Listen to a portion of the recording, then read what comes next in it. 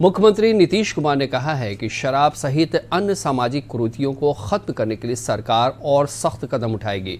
मुख्यमंत्री ने समाज सुधार यात्रा के तहत सासाराम में एक जनसभा को संबोधित करते हुए कहा कि शराब पीने वाले बिहार नहीं आए। हम लोग वैसे किसी आदमी को बिहार आने की इजाजत नहीं देंगे जो शराब पीने की इच्छा रखते हैं। वो कहते रहते हैं कि लगा दे, कोई बयान देता है कभी कभी कि भाई इस पर गौर करिए कि सबको करना, बाहर से आ रहा है उसको कुछ लेने दीजिए। हमने कहा कहीं संभव है जी? ये सब हम लोग बिहार में किसी को इजाजत देंगे कि दारू पियो, और किसी को बाहर को आने वाले को हम कहेंगे कि यहाँ आते हैं तो दारू पीजिए?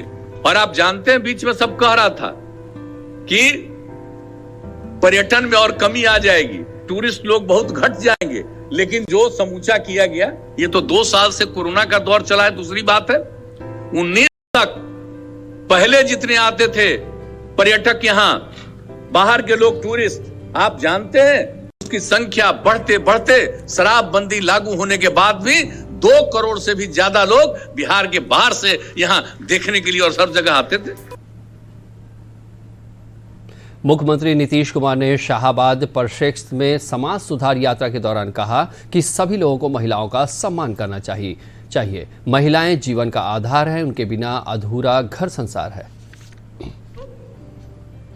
बिना महिला के हम लोग कहीं बाहर आए हैं? इस जमीन पर आए हैं? मां ने मौका दिया ना भाई, तब ना हम लोग आए हैं। महिला का ना अवसर है कि हम सब लोगों को ये अवसर मिला है, काम करने का अवसर मिला है।